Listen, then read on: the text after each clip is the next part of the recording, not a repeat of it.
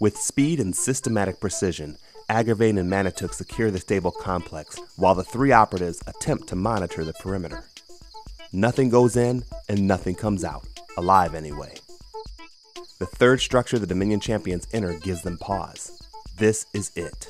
This is the stable where Mariah and Rezin once resided.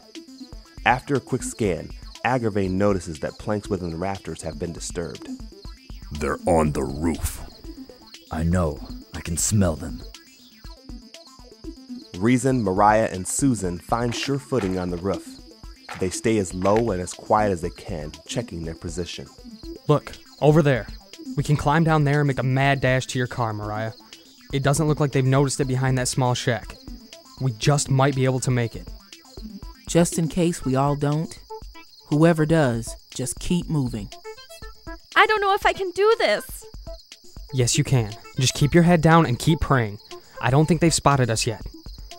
Ready? Go! There they are, on the roof! Before they can make it off the roof, the gunshots force Mariah flat on the surface. Susan, struck with fear, bolts to the edge of the roof and shimmies down a pole that is leaning against the stable. She slips and falls to the ground, only shaken up. Susan! Agravain tosses loose boards to the side and pulls himself up from the rafters onto the roof. Remaining low, Rezin grabs Mariah's hand in preparation for a daring leap off the building toward the car that is hidden. Before they can move, their exit is blocked by Manitou, who scaled the side of the structure, cutting off their escape. Susan looks up from the ground helplessly and watches as a bullet whistles past Agravain's ear. Stop firing. We'll handle this. Cease fire! Cease fire! Rezin, I told you that I would see you soon. I see you brought a friend with you this time. Smart move. Mariah, I hope you missed me. Manitou tauntingly blows her a kiss. Mariah positions her weapon in a defensive posture and spits defiantly. Let's do this. I've got Manitou. And I'll take Walking Dead here. Each person advances.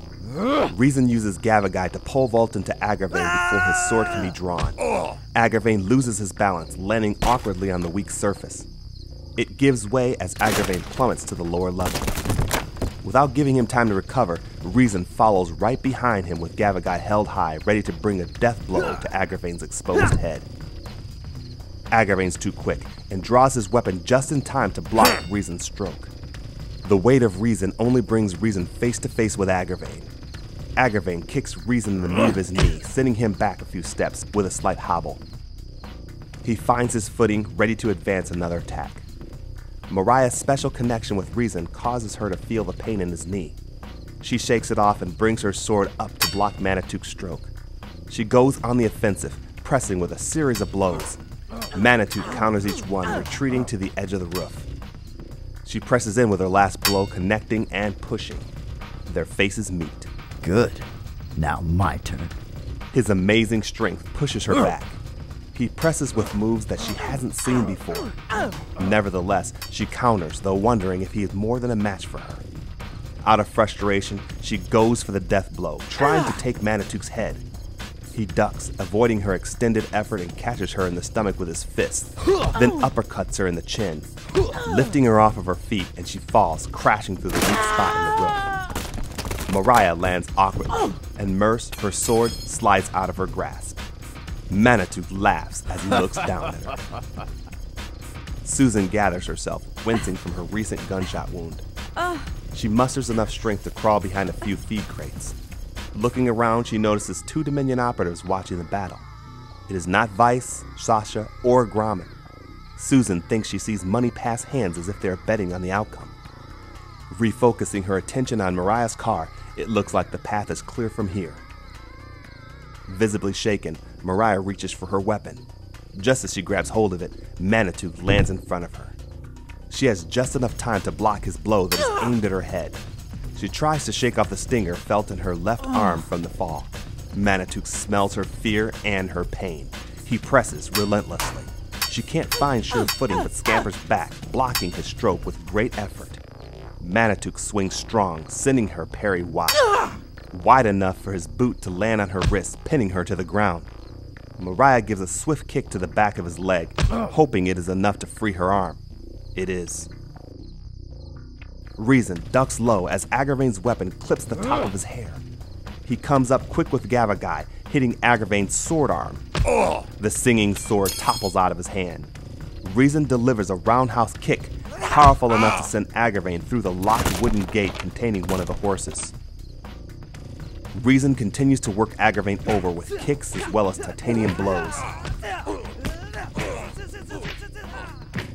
Manitou changes tactics, overpowering Mariah with his bare hands. He picks her up and throws her against the wall. She falls against the table, losing her sword once again, and crumbles to the ground. Manitou picks up his weapon and notices that Agravain is losing his battle with Rezin. Rezin's back is exposed. Susan cautiously opens the driver's door of the car. The Dominion operatives are unaware of her activity, but they hear the car start in the distance. Did you hear that? Hear what? That! Susan recklessly drives through the area where the operatives were standing, bowling over both of them with the car and hitting a patch of dirt that almost flips the Ferrari over.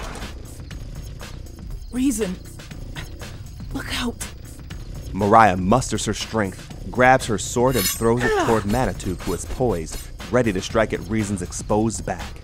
It sinks inside his thigh deep enough to go through his knee. Rezin turns in surprise and gives him a quick kick in the face, sending the large man to the ground. Sounds of gunshots and squealing tires grab Rezin and Mariah's attention. Susan is in trouble. Let's get out of here quick. Rezin grabs Mariah's sword and uses his foot to push Manitou off of the blade. Susan turns sharp, almost slamming into the doorway of the stable. She notices Rezin with Mariah under his arm. Agravain is gathering his wits about him. Battered and bruised, he helps the injured Manitou to his feet. They both watch the car speed off. The car carrying their prize. Once again, victory slips through their grasp.